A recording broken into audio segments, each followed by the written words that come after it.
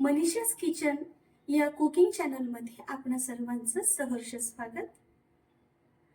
Cooking for beginners या सिरीजमधील आपली आजची रेसिपी आहे डिल चिकन, म्हणजेच चिकन सोबत शेपूची भाजी आपण ह्यात ऍड केलेली आहे.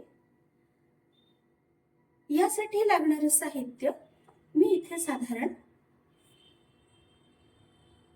150 ग्रॅम इतकं चिकन घेतलंय.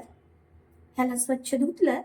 यातील अनावश्यक चरबीचा भाग काढून टाकला आणि शक्यतो आपण ते बोनलेस घेण्याचा प्रयत्न केलेला आहे. याच्यामध्ये मी मीठ आणि हळद लावून मागच्या अर्ध्या तासापासून मी ह्याला मुरत ठेवलंय, म्हणजे ह्याचं मॅरिनेशन केलेलं आहे. यानंतर या रेसिपीमध्ये आपण वापरणार आहोत एक मोठा कांदा, लसूण आणि हिरव्या मिरचीचा ओबडधोबड वाटलेला ठेचा. या ठेच्यामध्ये लसणाचं प्रमाण जास्त आहे. इथं आहे अद्रक, ज्याला मी बारीक कापून घेतलं, याला ठेचलेलं नाही. या रेसिपीची सगळ्यात महत्त्वाचा इन्ग्रेडियंट म्हणजे शेपूची भाजी. हिला स्वच्छ धुतलं होतं आणि मग तिला कोरडं करून चिरून घेतलं. एक टमाटर आणि 4-5 लवंगा आणि तितक्याच मिऱ्या. एवढं साहित्यामध्ये आपलं हे चिकन उत्कृष्ट होणार आहे. कढई पुरेशी तापलेली आहे. आता आपण ह्याच्यामध्ये नेहमीप्रमाणे तेल घालणार आहोत. अर्थात तेल कसं, अत्यंत कमी प्रमाणात असलेले तेल घातल्यानंतर लागलीच मी यामध्ये कांदा घालणार आहे. कांदा आपल्याला परतून घ्यायचा आहे. परतत असताना तो गुलाबीसर रंगावर येईल याची काळजी घेऊया. हा परतत असताना आपल्याला गॅस नेहमी कमी ठेवायचा, मंद ते मध्यम. कधीही गॅस मोठा फ्लेमवर ठेवायचा नाही. एवढी सगळी माहिती देण्यामागचं कारण हेच आहे की आपण ही जी सिरीज सुरू केली आहे ती अशा लोकांसाठी आहे की ज्यांनी आजपर्यंत स्वयंपाक केला नाही, घरापासून दूर आहेत आणि आता स्वयंपाक करायचा आहे. मग आपण काय करावं, त्यांच्या या समस्येचं समाधान करण्यासाठी आपल्या हे चॅनलवर आपण ही सिरीज सुरू केली आहे. बघा, कमी आचेवर सुद्धा कांदा पटपट असा गुलाबी रंगावर येतो. आपण ह्याला जर व्यवस्थित नाही परतवलं तर तो जळू शकतो.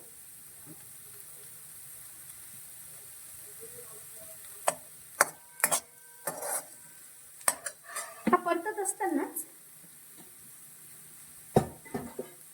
आपण ह्याच्यामध्ये मिरे आणि लवंग घालून घेणार आहोत. आरोग्याकरता अत्यंत आवश्यक आहे. आपण जी पण हळद आपल्या भाजीमध्ये वापरतो तिच्यामध्ये असणारं कर्क्युमिन नावाचं रसायन, जर त्यासोबत मिरे असतील तरच आपल्या शरीरात अवशोषित होतं, म्हणजे ऍब्सॉर्ब होतं. म्हणून आपण इकडे मिरे घातलेले आहेत. मिरे आणि लवंग तसा हा काळ मसाल्याचा पदार्थ आहे, त्यामुळे चवही चांगली येते आणि आरोग्याकरताही चांगलं आहे. यानंतर आपण आता या परतलेल्या कांद्यामध्येच टोमॅटो घालून घेणार आहोत. जितका बारीक चिरता येईल तितका बारीक चिरून घ्यायचा. बरेच लोक टोमॅटोच्या बिया काढतात, पण त्यांना बियांची चव आवडते, त्यामुळे आपण बिया तशाच ठेवलेल्या. मी जितके व्हिडिओ आजपर्यंत टाकले त्यामध्ये कुठेही मी कोणत्याही यंत्राचा वापर करण्याचा सल्ला दिलेला नाहीये. त्याचं कारण हेच आहे की घरापासून दूर असताना आपण सुरुवातीलाच मिक्सर, ब्लेंडर सोबत नेऊ नाही शकत किंवा नेत नाही, किंवा आपल्याला स्वतःला आत्मविश्वास नसतो की आपण स्वयंपाक करू शकू की नाही. यासाठी पहिल्यांदा आपण अशाच पद्धतीने करायचं. ज्या दिवशी आपल्याला आत्मविश्वास येईल की आपण करू शकतो तेव्हा आपण या गोष्टींमध्ये पैसे इन्व्हेस्ट करावे. हा ठेचा मी तव्यावर बनवला. पोळ्या झाल्यानंतर तव्यावर हिरव्या मिरच्या आणि लसूण भाजून घेतला आणि जेही साहित्य मिळेल त्याच्याने हे दोघांना स्मॅश केलं. आपला हा ठेचा पण इथं टाकून झाला. ठेच्यामुळे अत्यंत उत्कृष्ट चव येते. हिरवी मिरची आणि लसूण दोघेही आरोग्याकरता पोषकच आहेत.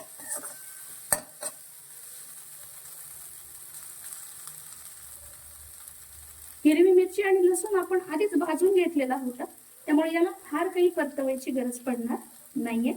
या स्टेजला आपण या मिश्रणामध्ये आता मॅरिनेट केलेलं चिकन घालणार आहोत.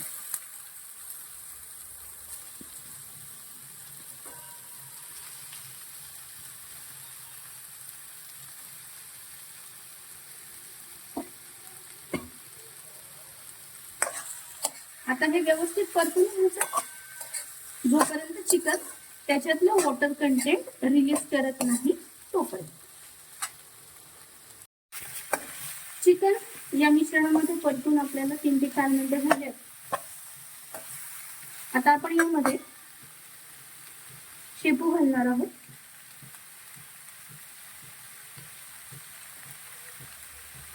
शेपू घालून परत आपण ह्याला व्यवस्थित परतून घेणार आहोत.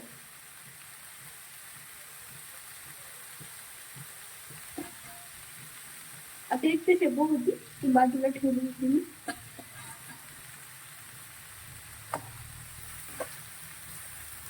आता शेपू आणि चिकन या दोघांना व्यवस्थित एकजीव करायचं. या स्टेजला चिकन आणि शेपू दोघंही आपल्याकडे जे वॉटर कंटेंट आहे ते रिलीज करतील. त्यामुळे थोडा वेळ थांबून आपल्याला बघायचं की दोघांनी किती वॉटर कंटेंट रिलीज केलं आणि त्यावर अवलंबून मग आपण ह्यामध्ये पाणी घालणार. कारण शेवटी जी आपली भाजी बनणार आहे ही थोडीशी कोरडी असणार आहे.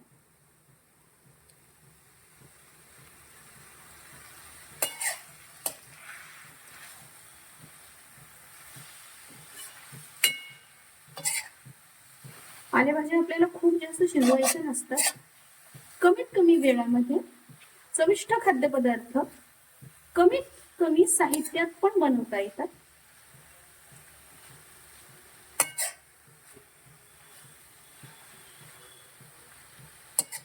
ही भाजी आपण पोळी सोबत, भाकरी सोबत, इतकंच काय भातासोबत सुद्धा खाऊ शकतो. पौष्टिक आणि पोटभरीची भाजी आहे. साधारण 4 मिनिटं झालेत. आपण शेपू सोबत चिकनला छान परतून घेतलं. दोघांनी पाणी रिलीज केलं आणि ते आटलं सुद्धा. आता आपण ह्याच्यामध्ये या दोघीही भाज्या मिळून यावा यासाठी पाणी टाकणार आहोत. अर्थात मदत मी परत घेतली ॲक्वागार्ड ॲम्बियंटची. याच्यामध्ये पाणी गरम केलेलं. कोणतीही भाजी शिजवत असताना आपण त्याच्यामध्ये थंड पाणी टाकू नये. किमान कोमट झालेलं पाणी तरी टाकावं. नसता मग भाजीचं तापमान एकदम खाली येतं आणि शिजण्याची प्रक्रिया ही काही वेळाकरता थंडावते. इकडं मी थोडंसं पाणी घातलेलं. पाणी घातल्या घातल्या बघा पाणी गरम असल्यामुळे लागलीच पाण्याला उकळ आलेली आहे. आता हे पाणी आपण थोडंसं आटवून घेणार आहोत जेणेकरून शिजून आपल्या दोन्ही भाज्या एकजीव होतील. दोन्ही त्यांचे ज्युसेस प्रॉपर सोडतील आणि आपल्याला एक अद्वितीय अशी भाजी खायला मिळेल. हे करत असताना आपण ह्याच्यावर झाकण ठेवूया आणि परत 3 मिनिटं वाट पाहूयात. गॅस मी मध्यम ते कमी केलेला आहे. 4 मिनिटं झालेली आहेत मित्रांनो. आता आपण हे झाकण काढून पाहूयात की आपली भाजी काय पोझिशन आहे.